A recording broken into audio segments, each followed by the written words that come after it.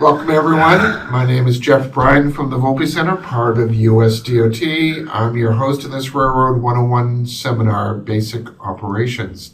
I'd like to introduce Dick Cogswell, engineer with FRA. Dick will be our main presenter. Greetings, everyone.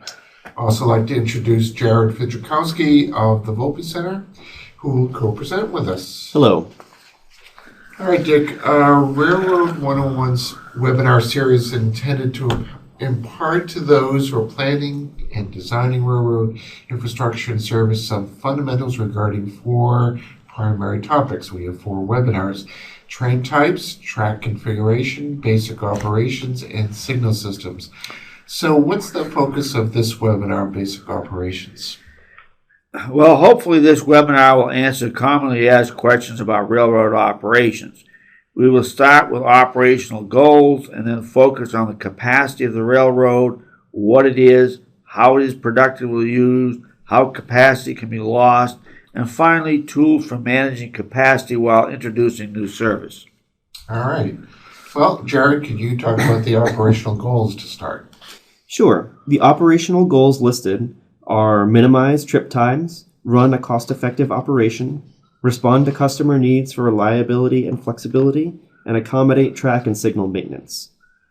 These goals apply to both passenger and freight, and capacity is key to achieving all of the goals. So, railroad capacity. Jared, let's talk about the two definitions. Physical capacity is the maximum number of trains that can physically fit and travel the route. Practical capacity is the number of trains that can be accommodated with an acceptable transit time. Capacity is about available space and time. In trying to manage capacity, whether one is a planner or a dispatcher, the challenges include balancing trains throughout the day, accommodating maintenance and inspections, and dealing with operational irregularities and anomalies, all while keeping acceptable transit times for the various trains. So, Dick, to manage railroad capacity, we usually think about things like how is the capacity used, how can we make the best use of it, how do we know when it's necessary to increase it. Are there any overarching comments that you think would be helpful for our listeners? Well, the way to best use the existing capacity is to optimize the relationship between infrastructure and operations. We will first show a number of examples of the productive use of capacity by trains and maintenance, and then we will show how capacity is really consumed by suboptimal infrastructure, deterioration, breakdowns, and lack of planning for operations. In the Train Types and Performance webinar, we of course recognize trains as the prime user of the railroad. We discussed how it is critical to keep in mind the characteristic movements of the various trains in order to optimize the use of railroad space and time. And I'll recap the train types and their characteristics. Let's start with local freights. They travel between 5 and 10 miles per hour and have the lowest priority on the railroad. They can consume massive amounts of railroad capacity because of their slow speeds and frequent stops at industrial sites just off the main line. Tonnage trains usually travel from a single origin to a single destination. Even though their speed averages between 20 and 30 miles per hour, because they carry heavy loads, braking can be difficult. They are not particularly time sensitive. A few hours late is okay. Manifest trains pick up groupings of cars at distribution yards. They travel between 30 and 40 miles per hour and carry a variety of cargo, some of which may be time sensitive. Intermodal trains travel at an average of 50 miles per hour. They are the fastest, highest priority freight trains. Compared with other freight trains, intermodal cargo is lighter weight, higher value, traveling farther, and on tighter schedules. And now for the passenger train types. Because of frequent station stops, commuter trains travel at a rather low average speed, 30 to 45 miles per hour. In peak periods, commuter trains use a lot of railroad capacity due to their frequency. Intercity passenger rail trains, by definition, connect two or more metropolitan areas. This category includes four train types. Long-haul trains like Chicago to LA, which has a low time sensitivity, an hour late is not unusual. Short-haul trains like Washington to Baltimore, which are time sensitive. Higher speed trains like Acela from Washington to Boston, maximum of 150 miles per hour, which are very time sensitive. And high speed like the future California high speed rail from San Francisco to LA, which is over 200 miles per hour maximum, which is extremely time sensitive. All right, thanks. Well, let's move on now to another use, which is railroad inspection. Track inspections per 49 CFR Parts 213.233 is driven by the class and type of track and whether the track carries freight or passenger or both. Mainline tracks carrying passenger trains are required to be inspected twice weekly via high-rail cars, like the ones shown on the slide. Tracks higher than Class 5 require track geometry checks and other types of checks. Suffice it to say that on the main lines, the inspection via a high-rail truck at 10 miles an hour takes a lot of railroad capacity. And if something needs to be fixed, even more time is consumed. And of course, inspections take place during daylight hours, which is prime time for train movements, especially passenger trains. So, and the last part of using capacity, we're going to talk about railroad maintenance. Note that heavy maintenance, such as tie and rail replacement, or work requiring large on-track equipment, typically is scheduled for 8 hours of uninterrupted time. Double-track maintenance requires worker protection, flagmen, and horns to clear the track being maintained, while a train moves on the other track. Maintenance on a single-track railroad usually takes the track out of service completely. Oh, thanks, Dick. Now let's talk about consuming capacity, which is the less productive, inefficient uses of railroad capacity. All right, first up is an example of single-sided platform consuming capacity. Okay, we see the negative operational effects of this situation on many corridors. A single-sided station platform can change the whole traffic pattern, especially with commuter rail, because of the frequency of the headways, and the operational effects can be huge. In the diagram shown, an inbound commuter train in the morning peak is on its way to a major urban area. The commuter train has to cross over to access the platform. All of the inbound and intercity trains have to follow, and this, of course, is on a double-track railroad. Meanwhile, outbound trains wait to make the crossover move in the other direction. How can we make better use of the existing capacity? Simply installing a platform on both tracks at the station is the obvious answer. This is a relatively inexpensive improvement that benefits all traffic on the corridor. And our second example is about platforms that are shorter than the train.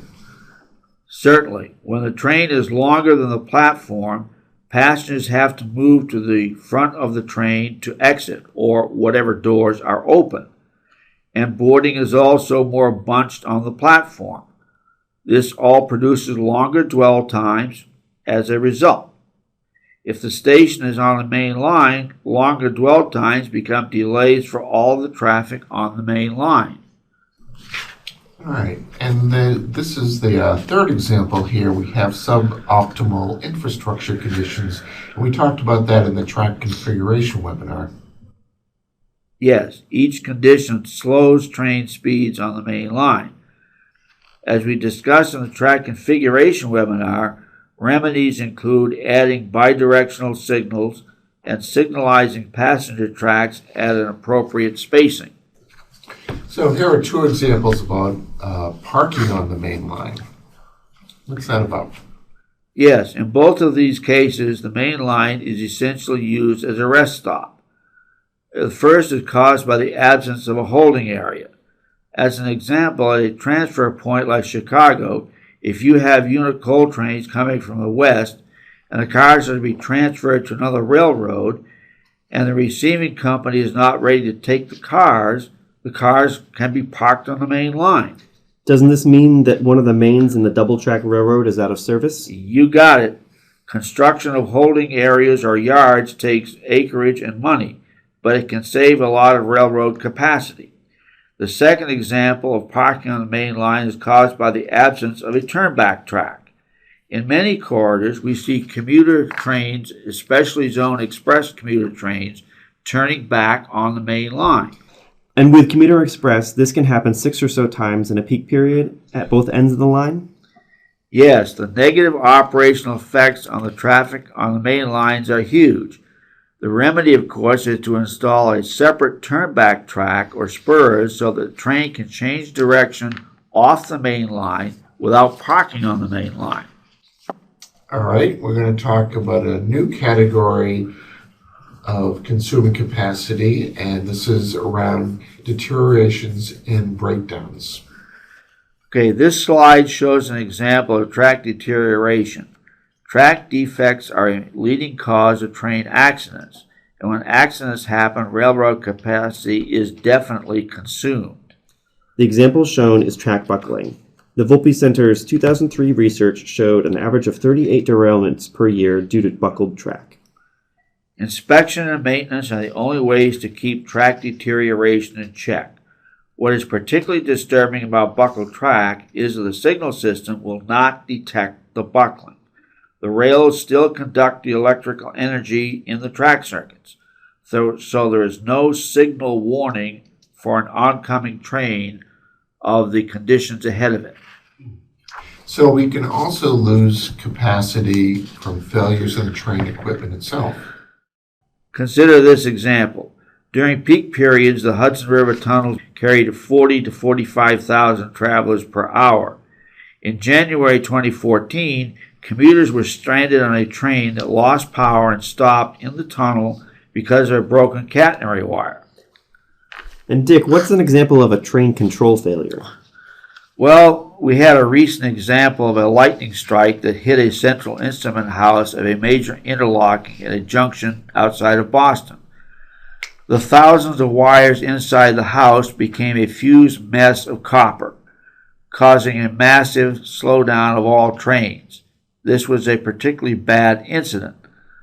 Lightning strikes during summer thunderstorms happen rather frequently on radio towers that dispatchers use to remotely control switches or hit the track circuits.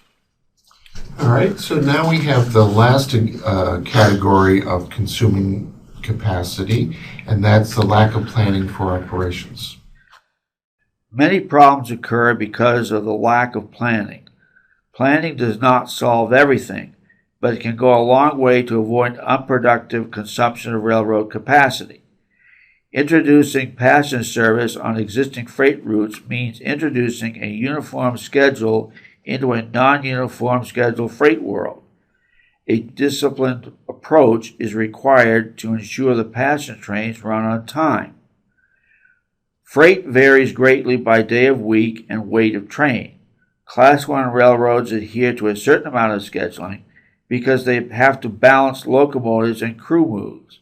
But Class 2 regional railroads and Class 3 short lines often ignore the benefits that scheduling could bring. The mindset has been, it will get there when it gets there. Thanks, Dick. Well, now we're going to move on to how to manage capacity. And what are the building blocks and tools we're going to use? Well, to move towards a more disciplined approach to operations, we will talk about developing a schedule. Then we will touch on TPC, or Train Performance Calculator modeling of a single train, and RTC, or Rail Traffic Controller modeling of all the train traffic on a corridor. For planners and engineers who are developing new service, the schedule, the TPC, and the RTC are important tools. To start, however, let's look at the aspects that make up train transit time. What is train transit time? Train transit time is the time a train or trains can reasonably expect to travel a certain route given various factors such as the type of the train, the minimum run time or free running time, stopping distances, slowing or speed restrictions, and other expected delays over the route. When considering all trains together on a corridor, transit time becomes a function of the number and kinds of trains on the corridor, their speeds, their stopping patterns, priorities, whether they have a uniform or non-uniform schedule, how they interact with other trains, which includes the train densities, potential anomalies, headways, overtake, crew time limits. All right, well, thanks. So let's start with the headways. What is a headway? How can planners and engineers use headways to make efficient use of the railroad capacity? A headway is the time between two successive trains operating on a railroad. An ideal headway is the time between trains that is required to avoid signal restrictions without hitting a yellow signal or a red signal that would slow them down or cause them to stop. As a general rule, closer spacing of signals permits more trains in a set period of time. So closer spacing of signals is a way to increase capacity. But of course, you still have to provide for the worst case braking train distance out there to set the block length. All right, let's now move on to overtakes and meets. This diagram shows a passenger train overtaking a freight train. The freight train moves into the passing track. Planners and designers have to identify where it would be efficient for a passenger train to overtake a freight, don't they? Yes, a good example would be from San Antonio to Houston. This is a 200-mile long route for a passenger train with no intermediate station stops. As the passenger trains typically run at 79 miles an hour on this route, this is a good candidate location for overtaking freight trains. All right, so this diagram shows meets where the lines are crossing. And Dick, why is this called a best case scenario? Well, this diagram shows a best case condition. Trains are running in opposite directions at exactly the same speed and able to pass each other without delays at the appropriate passing tracks. They take turns using the passing tracks. In reality, trains do not operate at the same speeds because of constraints from grades, temporary speed restrictions, inefficient siding placements, and passenger station stops. All right, so here we're going to show the real world of delays. Yes, with a single track railroad, overtakes are common. When you also have to have meets, this can be challenging. In the diagram, train A and C will meet. Also, C is overtaking B. Consider that even if the railroad has signalized passing tracks every 10 miles, if they are occupied to allow overtakes, the meets can occur only at every other passing track, that is, every 20 miles. This slide shows the delay experienced by train A because of the time required for trains B and C to pass through. While train C may go 90 miles per hour, train B, the freight train, may only be traveling at 30 miles per hour. This is the time dimension that dispatchers and planners need to consider. Let's look at train interaction and train speeds and stopping patterns. This graphic shows a ranking of the average effective speeds of trains from high-speed passenger trains to the slowest local freight trains. The pattern of dots for each type of train represents how often and how long they stop. Compare the stopping patterns. Local commuter and local freights obviously have lots of intermediate stops. High-speed rail and intermodal freights have typically more end-to-end stops. This speed and stopping info are key inputs to dispatchers' strategies to keep trains moving along, aren't they? Yes, absolutely.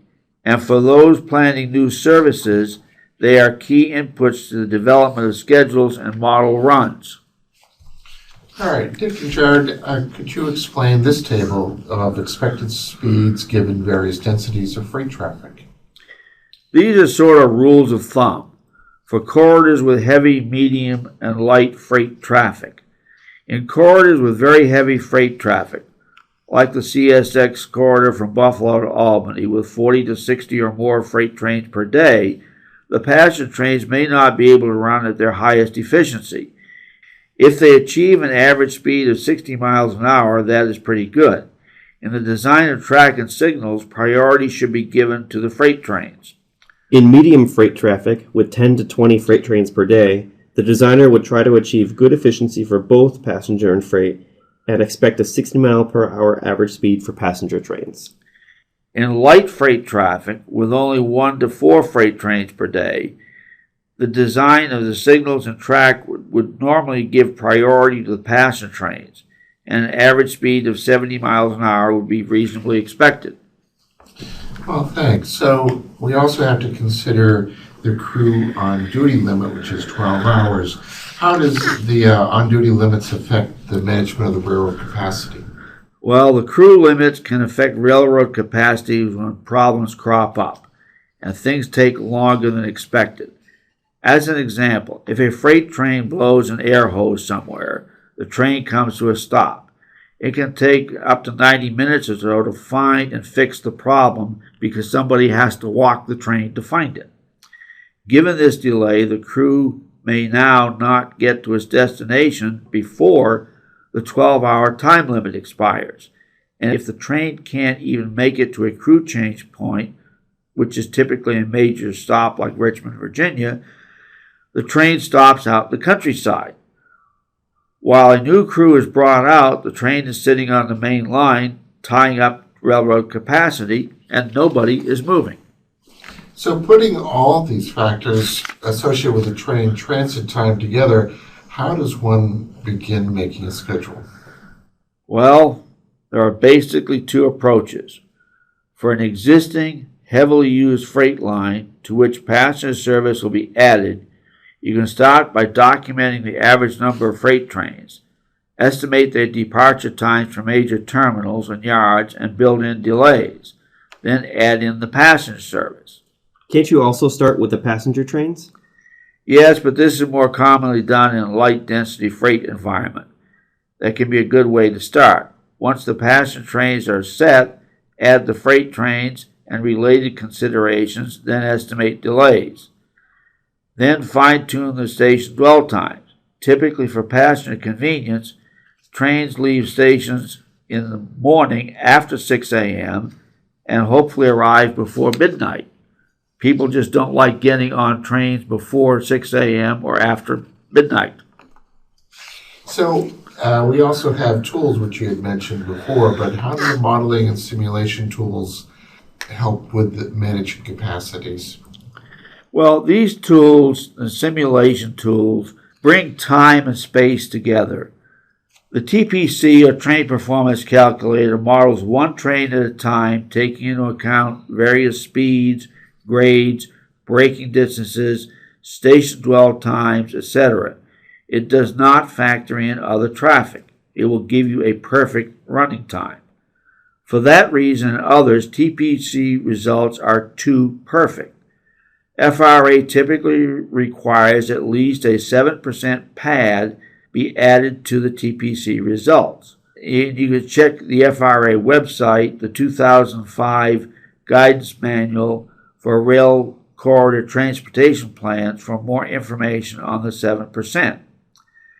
The RTC Rail Traffic Controller model produces graphics like the one shown above, in which all trains are together.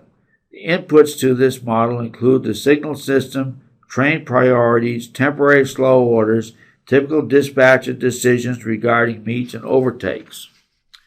The RTC string line chart graphics are helpful to understand where infrastructure changes are needed and where service windows exist. The RTC model output is delay minutes per train type for all trains on the corridor, shown through the horizontal lines. Adding new service, for example, 2 or more passenger trains per day, could increase the delays. Adding passing tracks or making other adjustments to the infrastructure could reduce these delays. All right, Dick. So I thank you for all that. I can see that this is a very complicated topic. How would you sum up what we've just talked about today? It is complicated. In the meantime, we would encourage planners and engineers working on projects to think like a dispatcher. Take stock of what is out there, how each train moves, and the time it takes for each move. Remember, the dispatcher lives in Einstein's fourth dimension. Time, time, time. He doesn't care about distance. It's a juggling act that he has to put up with. Well, thank you very much, Dick and Jared, and all of you. That's it for the Basic Operations webinar. To review this or any of the other webinars, see the Rail Network Development, the Oversight Guidance page at fra.dot.gov.